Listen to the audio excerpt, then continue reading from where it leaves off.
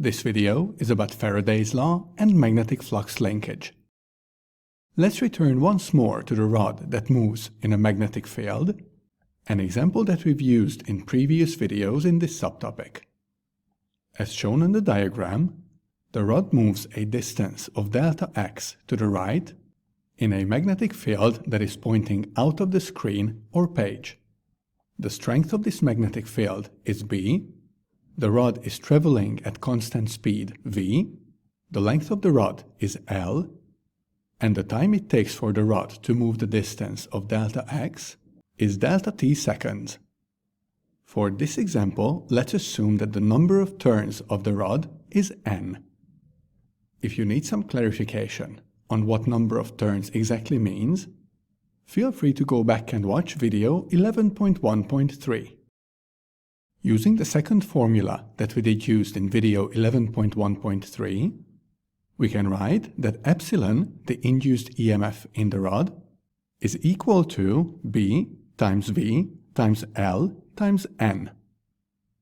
Since the rod moves a distance of delta x in delta t seconds, the speed of the rod, V, is equal to delta x over delta t. Therefore, in our equation, we can replace V by delta x over delta t and write that epsilon is equal to B times delta x times L times N over delta t. Next, let's consider delta x times L.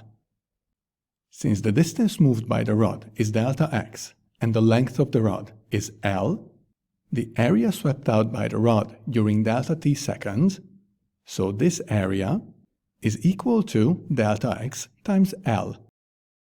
Notice that as the rod moves, the area increases, and we can write that epsilon is equal to B times delta A times N over delta T. In the previous video, we did use the following equation for magnetic flux.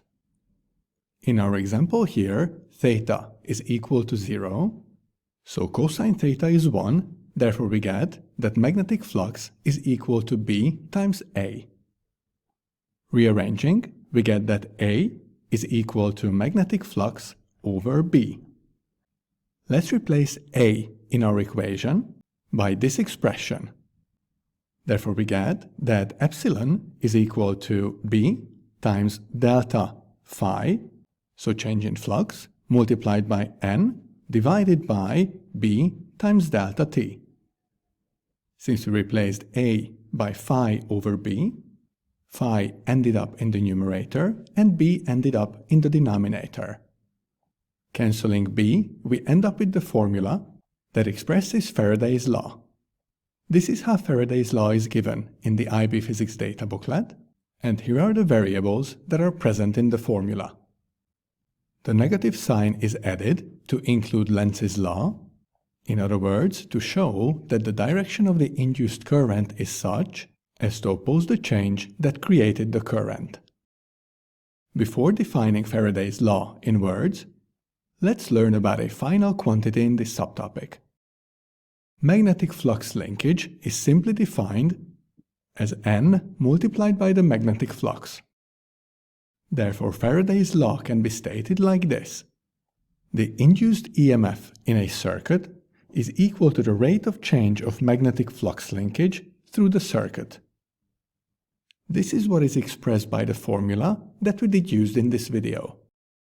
Just a final note, there is no need to learn this derivation for your IB Physics exam, because you will only be asked to apply this formula when solving questions.